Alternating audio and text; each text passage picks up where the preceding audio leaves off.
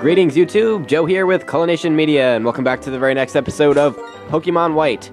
This is episode number 8, and in this episode, we're going to be moving on past where we rescued the girls' Pokemon from Team Plasma last time in Wellspring Cave, and we're going to be continuing on through this route. We're going to battle a couple of trainers, and make our way to the next town, and hopefully get ready for a gym leader battle in the next couple of episodes. Alright, so this schoolboy or school kid or whatever his official name is, he has a Blitzel just like we do, except his is only at level 13 while ours is at level 15. So it's going to be a battle of the quick attacks pretty much. But he decides to go for Tail Whip there, which I don't really understand. But yeah, who am I to question it? Had a good feeling I was going to be able to win this anyway, barring a critical hit. And because he used Tail Whip and not Quick Attack, he lost a chance at that, but again, I'm not complaining. And that does it for School Kid Al. That's such a grown-up name for such a little kid. Alright, well, there's an item in the grass over here, so I'm going to make my way over there. If I can ever get there without getting attacked by wild Pokemon every 5 seconds. I thought I was safe not having to use a repel there, but apparently not. We have a Lillipup at level, 9? I'm just going to take it out really fast. Speed this up a little bit too. Lillipups are so annoying. So are Patrats and Purloins. I'm so ready to be past that part of the game where that's like all you see in the wild and that's all the trainers have. Because it gets old kind of fast. And I feel like that part of this game lasts a really long time. I don't know why. Alright, so we picked up the antidote there. So I'm sure we'll be able to put that to good use because I feel like I always get poisoned. Oh, hey, look, it's Sharon. That dark, tall grass over there. Every now and again, 2 Pokemon will pop out at the same time. In other words, you have to be careful in the darker grass. I'm heading on to Nacrene City. And that's where we're headed as well. So basically what he was saying is that the Pokemon that live in the taller, darker grass there are stronger Pokemon. And they also, there's a chance that when you're walking through there, you will get attacked by 2 at the same time and be forced into a wild double battle, which is kind of interesting, and you kind of got to experience that in the 4th generation in Diamond and Pearl, where you had like a teammate guiding you through certain sections. I know Iron Island was one of those, and you had to, defeat one of the Pokemon in order to capture the other. It's very similar to that, and it works pretty much the same way, except now you can do it without having a partner trainer by your side. You can do it just on your own. Yeah, that was a quick battle, wasn't it? I talked completely through that. Alright, well, I guess we can go pick up this item over here. Oh, hallelujah, we got through the grass without getting attacked. And we picked up a Great Ball, which is always useful. We always like Great Balls, right? And, oh, I wasn't sure that you were going to battle me, but okay. Fine by me. Could use some extra experience. School Kid Gina. Is everybody on this route a School Kid besides Sharon? Jeez. And of course, Patrat level 12. So, Blitzel should be able to take care of this with not too much of a problem. I can't wait until he learns Spark. Honestly, that's like the best move that the Blitzel line learns. Because, I don't know, it just is. Spark is a great move. I think it's very underrated. Well, I guess 2 Shockwaves will do the trick against Patrat. He is storing energy from the Bide, but he's not going to get a chance to release any of that because we're going to kill him before he gets the chance to. If he were to hit me with that, I would have died, obviously, in 1 hit because it inflicts double the damage. Bide can be really effective if used correctly, but these school kids don't know how to use Bide, or Patrat for that matter.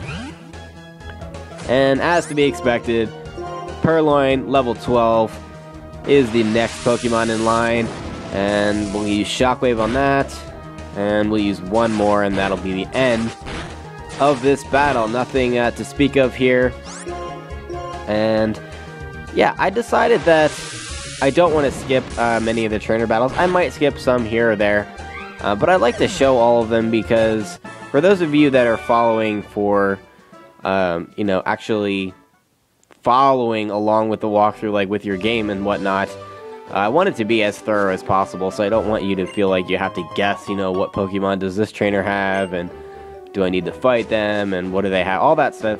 I don't like to leave that up to, you know, just chance, or just have you not knowing what's going on, because that's the kind of the purpose of why I'm making this in the first place. One of the purposes, there's many, but yeah, so I like to show them. So, yes. Otherwise, I would definitely cut these ones out, because these battles are, I wouldn't say meaningless, because you do get some much-needed experience before heading into the next town, but the battles are just kind of tedious in this area specifically. Pidove goes down in one hit to Shockwave, and now we have a Roggenrola coming out, so I guess it doesn't really matter. I was going to switch out to Servine, but then I remembered that Roggenrola has the Sturdy ability, so it's not going to go down in one hit to anything regardless of what we hit it with. So we might as well just keep Blitzel out there. And of course he tanks that headbutt, and we're gonna put this Roggenrola to shame and humiliate it by killing it with a not very effective quick attack. And that was a big success. I think we've defeated all the trainers that we can here.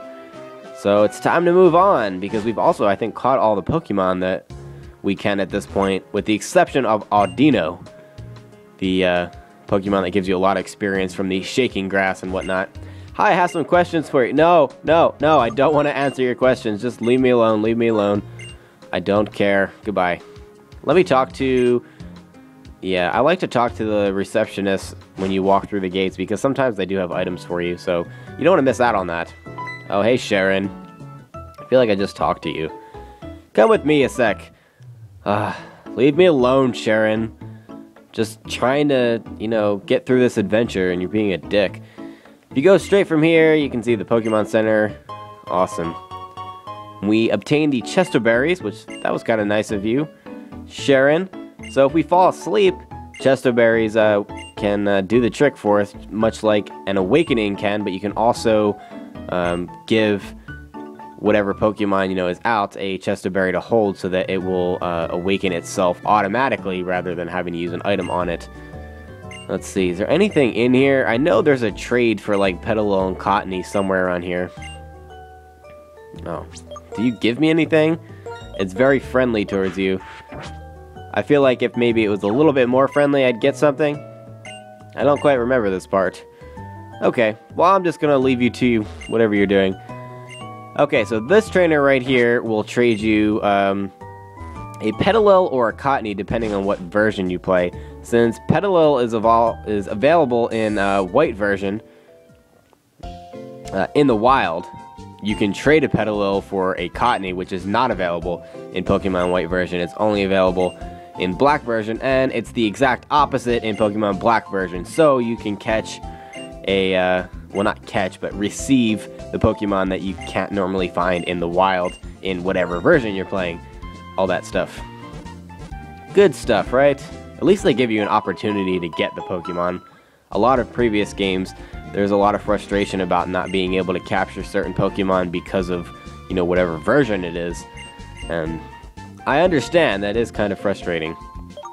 Okay, well now you'll notice the shop in this town has net balls, which makes it even more effective than an Ultra Ball when trying to capture water or bug-type Pokemon.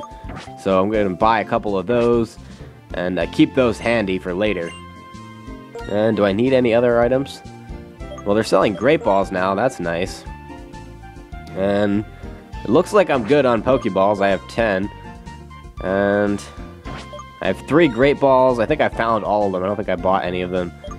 And I might as well, I guess, buy a couple of potions because I only have 2 right now, so... You know, you can never have enough potions. Even if you overbuy, you can sell some of them back later and make a little bit more, well, I get a little bit of your money back is what I meant to say. Bought an escape rope there. They're always nice to have just in case, you know, you get stuck in a cave or whatever may happen to you. It is always good to be prepared.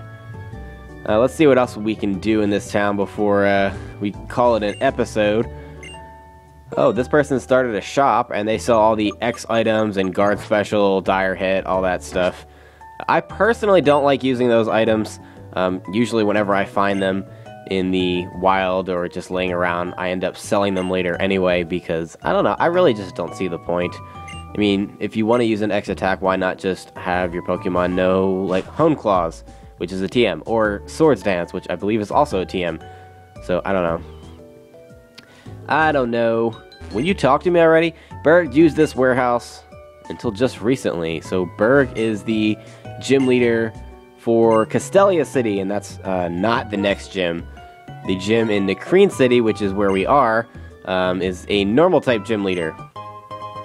And this girl right here will give you a power-up item based on whichever Pokemon you started off with. So since I started off with Snivy, she gives you the Miracle Seed, and she'll give you the Mystic Water if you started with Oshawott, and the Charcoal if you started with Tepig. So that's pretty cool. We'll give that to Servine to power up his Leaf Tornado from now on.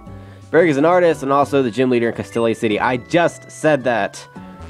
You guys don't listen to me. Alright, well, I think that's going to be the end of this episode, guys. In the next episode, we'll do a little bit more exploring and start getting ready for our gym battle. Thank you very much for watching, everyone, and stay tuned for episode number 9. Game on!